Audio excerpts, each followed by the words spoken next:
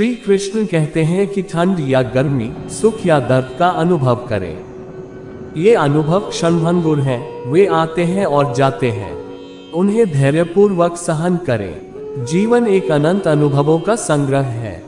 हम जीवन में अनेक प्रकार के अनुभवों का सामना करते हैं।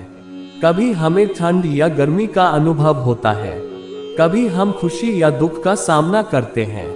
ये सभी अनुभव हमारे जीवन का महत्वपूर्ण हिस्सा है और हमें उन्हें धैर्यपूर्वक सहन करना चाहिए। जब हम ठंड का अनुभव करते हैं तो हमारे शरीर में ठंडक महसूस होती है। हम धैर्य रखते हैं और ठंड के साथ अपने आप को सुखी रखते हैं। ठंडी हवाओं में चलते समय हमें संतुष्टि का अनुभव होता है और हम शांति की अनुभूति करते हैं। ठंडी हवा हमें ताजगी देती है और हमारी मनस्थिति को स्थिर करती है। हमें ठंड को स्वीकारना चाहिए और इसे एक सुखद अनुभव के रूप में देखना चाहिए।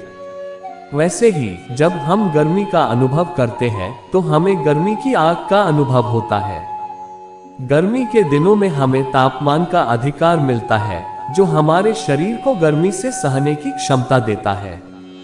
गर्मी में हमें स्वच्छता और स्वस्थ भोजन की जरूरत होती है, जो हमें स्वस्थ रहने में मदद करती है। हमें गर्मी को स्वीकारना चाहिए और उसे एक संतुष्टि और गर्व के रूप में देखना चाहिए। सुख और दुख हमारे जीवन के दो प्रमुख तत्व हैं। हमें सुख के अनुभव के साथ हर्षित रहना चाहिए और दुख को धैर्यपूर्वक सहन करना चाहिए। सुख हमें उत्साह और आनंद की अनुभूति कराता है, जबकि दुख हमें संघर्ष और सीख सिखाता है।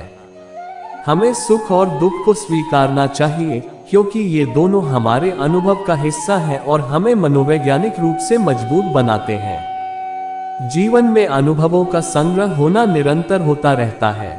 हमारे जीवन के विभिन्न क्षेत्रों में हम अलग अलग प्रकार के अनुभवों का सामना करते रहते हैं। हमारे साथ कभी आनंद का अनुभव होता है जब हम सफलता का सामर्थ्य प्राप्त करते हैं, कभी हमारे पास उम्मीद की किरण होती है जब हम किसी सपने को पूरा करते हैं, और कभी हम शोक का अनुभव करते हैं जब हम किसी को खो देते हैं। ये अनुभव समय के साथ बदलते रहते हैं। इन्हें क्षणभंगुर कहा जा सकता है क्योंकि वे आते हैं और जाते हैं। हमें इन अनुभवों को धैर्यपूर्वक सहन करना चाहिए और उन्हें अपनी जीवन में एक महत्वपूर्ण पहलू के रूप में स्वीकार करना चाहिए। हमें जीवन की अनिश्चितता को स्वीकारना चाहिए और उसे एक नई संभावना के रूप में देखना चाहिए। धैर्यपूर्वक सहन करने की क्षमता हमें मनोवैज्ञानिक रूप से मजबूत बनाती है। हमें जीवन के सभी पहलुओं का सामना करना पड़ता है, चाहे वो सुख हो या दुख। हमारे पास उम्मीद के दिन और निराशा के समय होते हैं, पारिवारिक सुख और दुख का अनुभव होता है, और हम अपनी जीवन में अनेक प्रकार के सामरिक और व्यावसायिक चुनौतियों का सामना करते हैं। धैर्य की आवश्यकता होती है ताकि हम इन सभी परिस्थितियों के साथ सही ढंग से निपट सकें। जीवन में हमें सुख और दुख के साथ सहने की क्षमता की आवश्यकता होती है।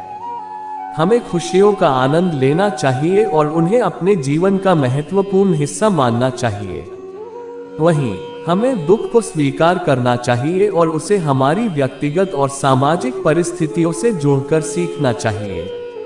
ये अनुभव हमारी प्रगति में मदद करते हैं, हमें आत्मसम्मान और संतुष्टि की अनुभूति कराते हैं और हमें मनोवैज्ञानिक रूप से मजबूत बनाते हैं।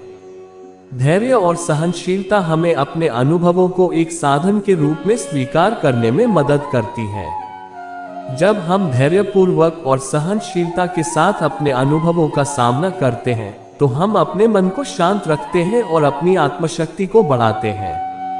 हमें स्वयं को मजबूत बनाने की क्षमता प्राप्त होती है, जो हमें कठिनाइयों का सामना करने में सहायता करती है।